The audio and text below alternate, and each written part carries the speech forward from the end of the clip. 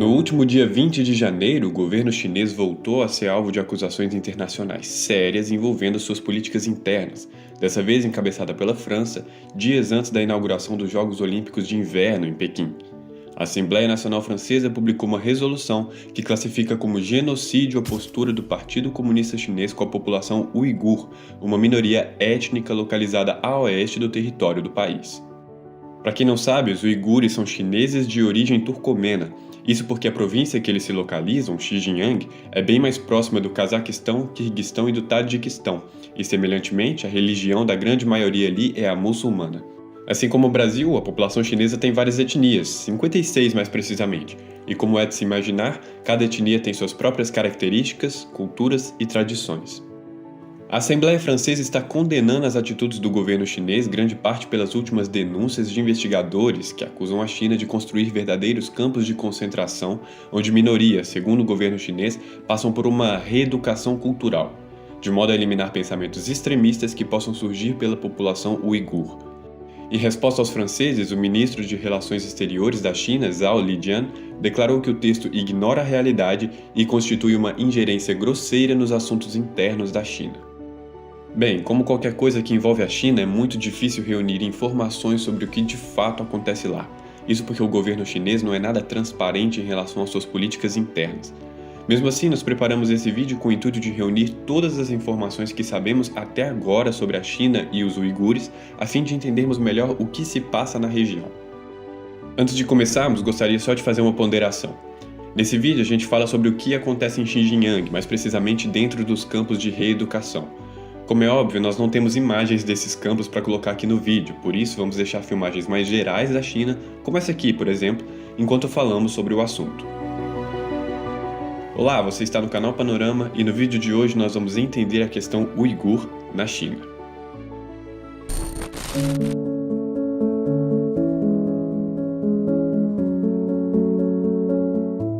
Quando falamos dos uigures na China, claramente estamos falando de uma questão étnica, que afeta o país que possui dimensões continentais. Só para você ter uma ideia, a China possui mais de 9 milhões de quilômetros quadrados e uma população que ultrapassa 1,4 bilhão de pessoas. Dizer que chineses são todos iguais é uma verdadeira mentira. Como falado na introdução, existem 56 etnias diferentes em todo o território chinês, com múltiplas culturas, costumes e tradições. Muitas vezes o que corresponde ao chinês médio, se é que podemos falar dessa forma, é a etnia Han, que é a grande maioria no território. Ao todo, os Han correspondem a 92% de toda a população chinesa, e sua grande maioria se localiza a leste do território, áreas de maior desenvolvimento do país. Quanto mais nos afastamos da capital, Pequim, mais diferenças encontramos na população chinesa. A oeste do território encontramos os tibetanos, uigures e mongóis, todas essas minorias que supostamente estão sendo perseguidas pelo governo chinês. Os uigures, tema central desse vídeo, são povos bem mais turcos do que chineses numa primeira análise. Eles falam turco, a religião que se predomina é a muçulmana e entre os anos 80 e 90 surgiram algumas tentativas de separatismo, com a proposta da região que hoje é chamada de Xinjiang se tornar um país independente, que levaria o nome de Uiguristão ou simplesmente Turquestão Oriental. Atualmente esse movimento separatista é muito pequeno, mas o que nós não conhecemos é o motivo disso.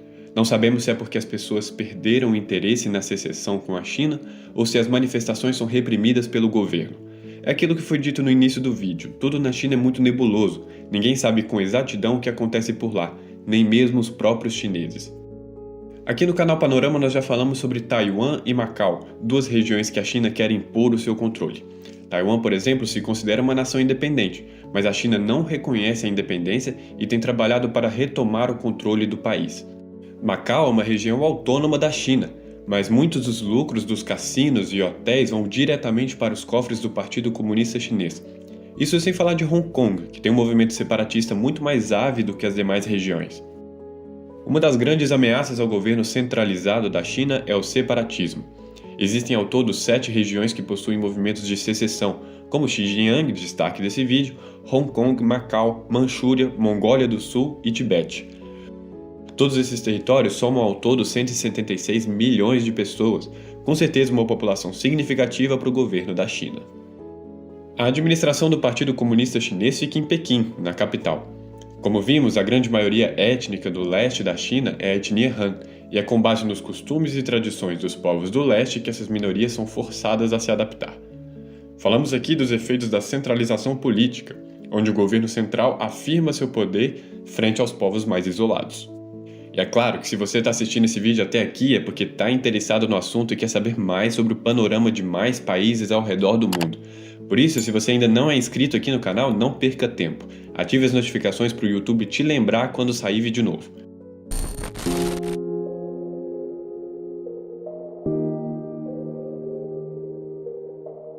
Nos últimos anos surgiram várias denúncias de abusos do governo chinês em relação à população uigur.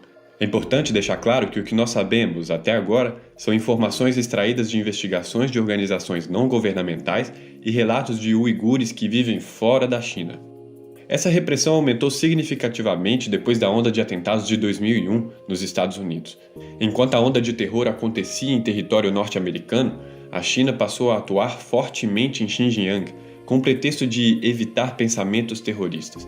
Manifestações islâmicas muito evidentes são consideradas como comportamentos subversivos pelo governo local. Milhares de muçulmanos foram presos arbitrariamente nos últimos 5 anos, movidos para prisões ou campos de internamento, onde são forçados pelo governo a se submeter aos valores chineses. Foram entrevistados pela Anistia Internacional cerca de 50 ex-detentos que foram presos por motivos comuns, como possuir uma foto com um tema religioso ou simplesmente por ter o WhatsApp instalado no celular ao invés do WeChat. Segundo os relatos, os detentos eram proibidos de falar livremente uns com os outros e eram severamente punidos quando respondiam aos guardas prisionais em suas línguas nativas, ao invés do mandarim. Todas as atividades da rotina diária dos detentos eram pré-determinadas e o seu comportamento era constantemente monitorado e avaliado. Até agora, o que nós sabemos com fortes evidências, segundo os relatórios, são os atos de prisão, tortura e perseguição. Agora, não existem informações que apontem algum extermínio, morte mesmo. Aparentemente, o que acontece na prática é se o governo chinês notar algum comportamento muito evidente que vá contra os valores do Estado, por exemplo, uma manifestação religiosa, comunicação com pessoas fora da China, ou até mesmo indícios de intenções separatistas, o governo captura aquele cidadão, leva para esse campo de reeducação e reprime esses comportamentos. Tudo isso com a justificativa de eliminar o fundamentalismo religioso islâmico. Mesmo não havendo indícios de extermínio de uigures por parte do governo chinês, os relatórios internacionais continuam configurando esse caso da China como genocídio. O motivo é muito simples e tem a ver com o controle de natalidade. Entre 2017 e 2019, a taxa de natalidade desceu 48,7%, um número muito significativo em um curto espaço de tempo. Por isso, além das repressões aos uigures nos campos de reeducação, o governo é acusado de reduzir intencionalmente a natalidade da etnia uigur através de esterilização forçada de mulheres uigures. O governo chinês, por sua vez, nega as acusações e as descreve como enganosas.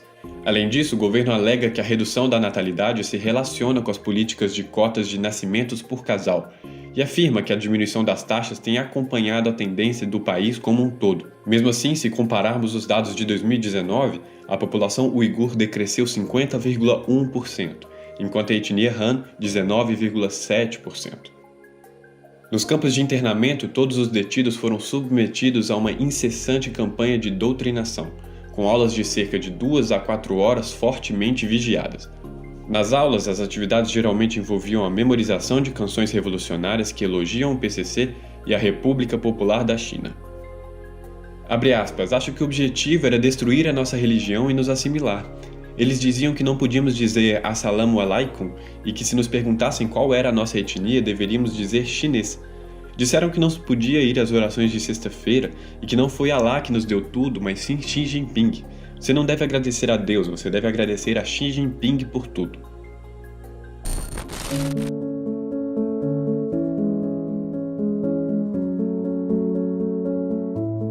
De acordo com as investigações da Anistia, não são somente as vítimas localizadas na China que sofrem perseguições.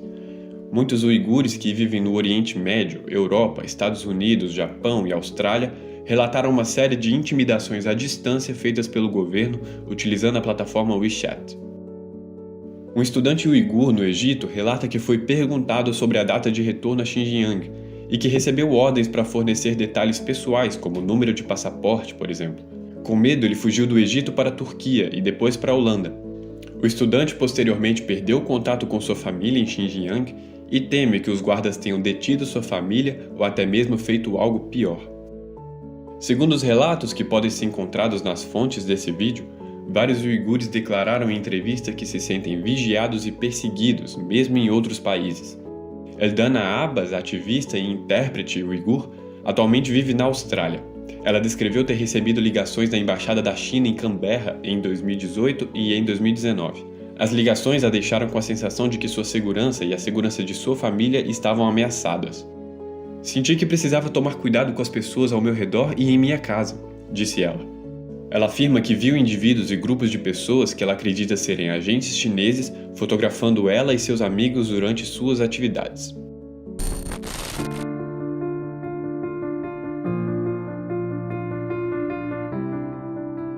Como é de costume aqui no canal, sempre buscamos analisar todos os lados da história ao investigar algum assunto e por isso buscamos informações da China sobre o tema.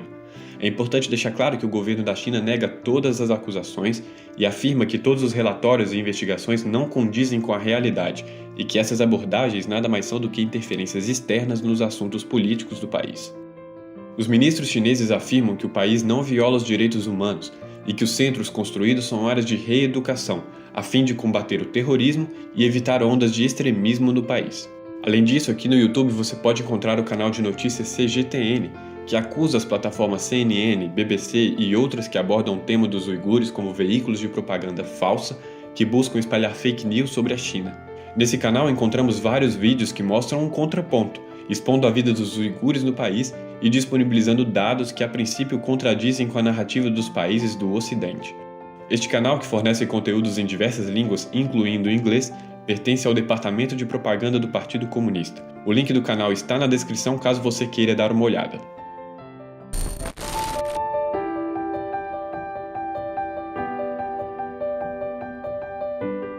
Como falamos diversas vezes, é muito complicado falar sobre a China, principalmente pela sua postura de se fechar para o mundo. O trabalho de encontrar informações fica muito mais difícil. Mesmo assim, podemos fazer algumas considerações.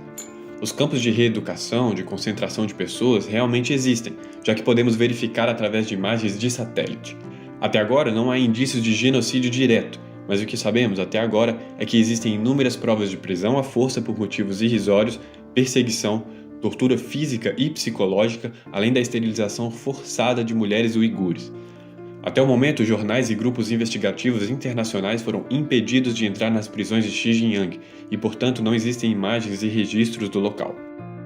Diplomaticamente falando, existem dois grandes lados, um de condenação e um de apoio.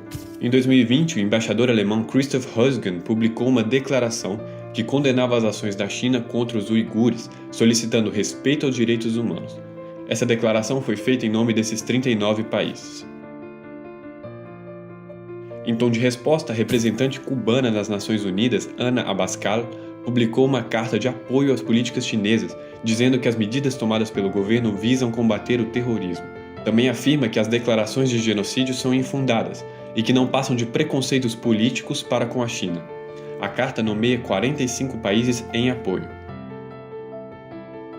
Como é possível perceber, o mundo está bastante dividido em relação a esse tema. Mesmo assim, alguns países mais próximos, como o Tajiquistão e o Quirguistão, optaram por não se manifestar, se posicionando com um certo grau de neutralidade no assunto.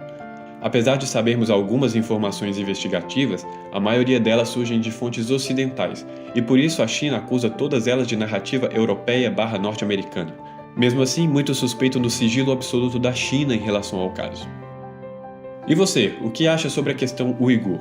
Será que existem mais coisas que nós não sabemos, ou tudo isso não passa de uma narrativa anti-China? Comenta aqui embaixo a sua opinião que eu quero saber. Lembrando que todas as fontes usadas nesse vídeo se encontram na descrição, caso você queira dar uma olhada. Por esse vídeo é só, muito obrigado por ter assistido até aqui e até a próxima.